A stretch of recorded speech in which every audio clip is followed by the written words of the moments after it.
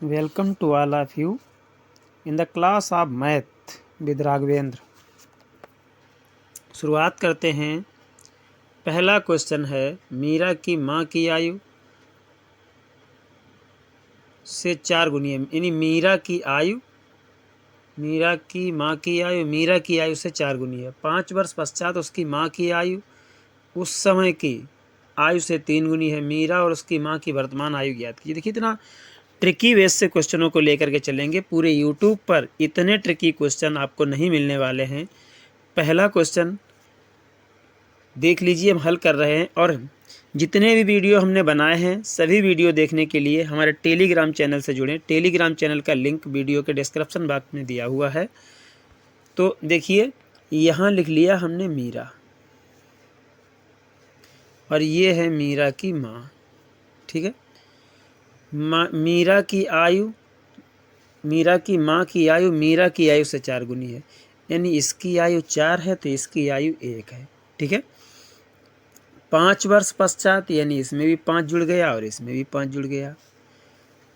अब कह रहा है कि ये वाली जो है 3 गुनी है, इस माँ की आयु जो है ये कितना गुना है? 3 गुना है। तो हम क्या करेंगे, इसको बराबर करने के लिए, अगर हम इसको बराबर करेंगे, इसको अगर हम, एक मिनट, अगर इसको हम बराबर करेंगे तो हम इसमें 3 का गुणा कर देंगे। जो 3 गुनी होती है उसके विपरीत वाले में 3 का गुणा कर देते। तो यहाँ कितना हो गया? इसमें अगर हम 3 गुणा किया तो ये कितना हो गया? 3, और इसमें 3 गुणा किया तो ये कितना हो गया? 15। अब घटा दीजिए, यहाँ कितना बचा? 3, 4 में से 3 गए 1, और यहाँ 15 में से 5 गए, कितना बचा? 10। ठीक है, तो आंसर हमारा कितना आ रहा? 10। 1 बराबर 10। ठीक है, यहाँ 1 बराबर 4 था, तो आंसर हमारा कितना आ जाएगा? 10। ये ट्रिकी बेस आपको पूरे यूट्यूब पर नहीं मिलने वाला है। इसके बाद में दूसरा क्वेश्चन देखिए, 3/10 प्लस 5/100 प्लस 9/1000। अब देखिए, इनको जोड़ना है तो ये तो कितना हो गया हमारा? ये हो गया 1 जीरो है तो ये हो गया 0.3, बटे में यहाँ 2 जीरो हैं तो ये क्या हो गया? 0.05। और फिर यहाँ बटे में 3 जीरो हैं तो अब ये है कितना? 9। तो ये हमारा हो गया 0.009। ठीक है, तो ये क्या हो, आंसर कितना हो जाएगा? आंसर हमारा, इनको जोड़ देंगे तो ये हो जाएगा 0.359। ओके, अब इसको हम इतनी सिंपल तरीका से लगा देंगे। देखिए, ये कितना लिखा है? 3/10 प्लस 5/100 प्लस 9/1000। ऐसे क्रम में जीरो बढ़ता हुआ हो तब हम पहली संख्या को उठा के रख लेते हैं 0 करके। ये 10 है, अगर 10 का भाग देंगे 0.3 आएगा, बाद में 5 और 9 और ऊपर से बढ़ा देते हैं, बस आंसर हो गया। जब इस तरीके से जीरो का बढ़ते हुए क्रम में लिखा होता है तब। नेक्स्ट क्वेश्चन है, यदि, ये गलत लिखा है, यहाँ यदि होना चाहिए। यदि 2 वर्गों के क्षेत्रफल का अनुपात 1:2 है तो उनके परिमापों का अनुपात क्या होगा? चलिए भाई देखते हैं इसको। देखिए, भुजा परिमाप क्या होता है? A, तो A1/A2, 2 वर्गों के क्षेत्रफलों का अनुपात, क्षेत्रफल का अनुपात, तो A1² बराबर 1:1/2।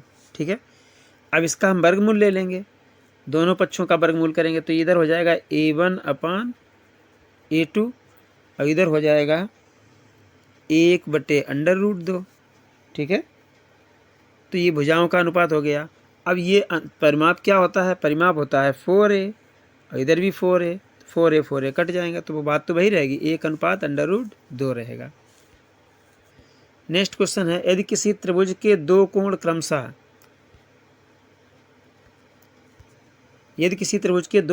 55 डिग्री और 60 डिग्री है, तीसरे कोण का मान बताइए। 180 में से घटा दीजिए 0 और 5 कितना हो गया? 5, और 6, 5, 11, यानी 60 और 55 कितना होता है? 115। घटा दीजिए, यहाँ आ गया 5 और यहाँ 6 में से यहाँ 7 में से 4 गया 6 65, ठीक है। 65 डिग्री का तीसरा कोण हो गया। 180 में से दोनों कोणों का योग घटा देते हैं, क्योंकि त्रिभुज के तीनों अंतः कोणों का योग होता है 180 अंश। एक व्यक्ति के मासिक वेतन में 20% की कमी आ गई। अब मूल वेतन में पुनः देने के लिए कितने प्रतिशत की वृद्धि की जाए। अब यहाँ पे मान लेते हैं 20% की कमी हुई, 20% की कमी हुई, यानी 100 रुपये में किसकी कमी हुई, 20 रुपये की कमी हुई। तो यहाँ कितने रुपए बचे, 80, और 20 का काटिए, 20 चक्कू 80। अब देखिए यहाँ पर क्या करेंगे, 100 बराबर क्या हुआ, 4, ठीक है। काट दीजिए, 4 25 हम, 4 दूनी 8, 4 पंचे 20, 4 25 हम 100, आंसर आ जाएगा 25% वृद्धि की जाए, ठीक है। नेक्स्ट क्वेश्चन है, यदि एक साइकिल 1800 रुपये में बेचने पर 10% की हानि हुई, साइकिल का क्रय मूल्य बताइए। एक साइकिल 1800 रुपये में बेचने पर 1800 रुपये में साइकिल बेची गई, ठीक है। अब वो कह रहा है कि 10% की हानि हुई, तो 10% की हानि मतलब क्या हुआ, 100/90, या फिर ऐसे एक और तरीका होता है इसका लगाने का। 10% की हानि का मतलब होता है 90/100 बराबर 1800, ठीक है। अब ये काट दीजिए, 0 से 0 कट गया, 9 दूनी 18, ठीक है 20। तो ये इस 100 का इस 20 में गुणा हो जाएगा तो आ जाएगा 2000 रुपये की का क्रय मूल्य था साइकिल का, ठीक है। चलिए नेक्स्ट क्वेश्चन, एक पुराना रेफ्रिजरेटर, अरे भाई, एक पुराना रेफ्रिजरेटर 25 रुपये में ख़रीदा गया। अरे भाई 25,000 होना चाहिए, यहाँ पर 2500 होना चाहिए या तो, ठीक है। 2500 रुपये में 2500 होगा, 2500 रुपये में ख़रीदा गया और 500 रुपये मरम्मत पर खर्च किए गए और 3300 का बेच दिया गया, यानी 3000 हो गए। 3000 रुपये का ख़रीदा गया और बेचा कितना गया, 3300 रुपये का, ठीक है। तो 3000 में से 3300 घटा देंगे, कितना आ जाएगा, 300। पूछ रहा है लाभ या हानि प्रतिशत बताइए। अब 3000 रुपये लगाए गए 3300 में, तो 300 रुपये लाभ हुआ। लाभ प्रतिशत पूछ रहा है, तो लाभ कितना हुआ, 300 रुपये।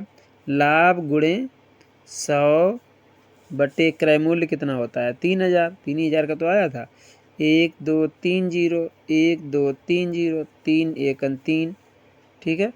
तो ये 10% लाभ आ गया, क्या हुआ, 10% उसे लाभ हुआ है, आंसर आ गया, ठीक है। नेक्स्ट क्वेश्चन, 8 भुजाओं वाले, कह रहा है कि 10 भुजाओं वाले एक समबाहुभुज के अंत में अंतःकोणों का योग एवं प्रत्येक अंतःकोण का मान ज्ञात कीजिए। मान होना चाहिए यहाँ पर। तो देखिए इसका योग होता है n-2 इंटू पाई। पाई की वैल्यू होती है 180 अंश, यानी यहाँ पे कितना है 10, तो 10 - 2 और गुणे 180, तो यहाँ हो गया 8। 8 गुणे 180, 8 गुणा करिए 0, 8 अट्ठे 64, 8 एकन 8 और 6 14, 1440 आ गया, ठीक है। और भुजाएं कितनी हैं इसकी, 10। भुजाएं कितनी हैं, 10। तो 10 भुजाओं में क्या करेंगे हम, जो हमारा आया था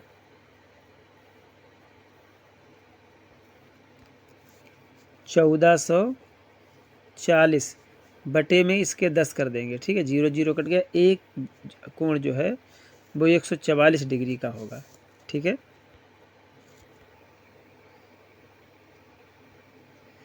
नेक्स्ट क्वेश्चन है, किसी संख्या को 91 से भाग देने पर शेषफल, ये क्षेत्रफल नहीं शेषफल, शेषफल 17 मिलता है। उसी संख्या को 13 से भाग देने पर शेषफल क्या मिलेगा। फिर यहाँ शेषफल पढ़ा जाए तो इस 91 से मतलब नहीं है, 13 का 7 में भाग दीजिए, 13 एकन 13 और 4 17, 4 शेषफल मिलना चाहिए, ठीक है।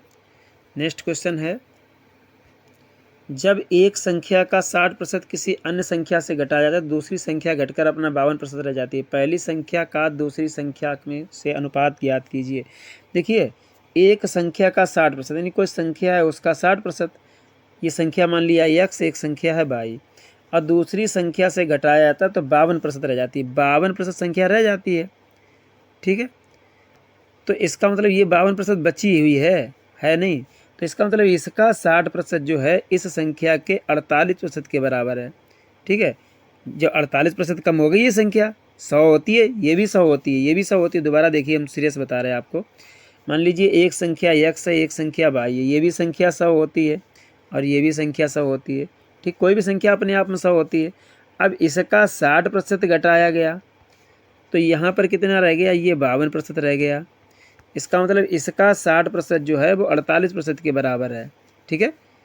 काट दीजिए इसको, तो ये हो जाएगा 12 पंचे 60 और 5 चौक 48, ठीक है। x अनुपात y पूछा जाएगा तो 5 अनुपात कितना हो जाएगा, 4:5 आ जाएगा, ठीक है।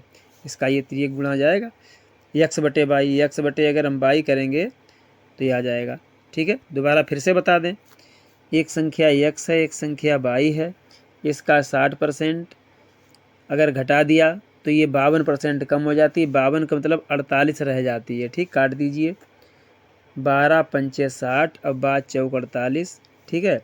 अब x अनुपात y निकाला जाएगा तो ये हो जाएगा 4:5, यानी x बटे y बराबर 4/5, ठीक है। x बराबर 4, तिर्यक गुणा होता है, y बराबर 5, ठीक है। तो 4:5 आ गया, यही हमारा आंसर होगा, 4:5। ओके, चलिए।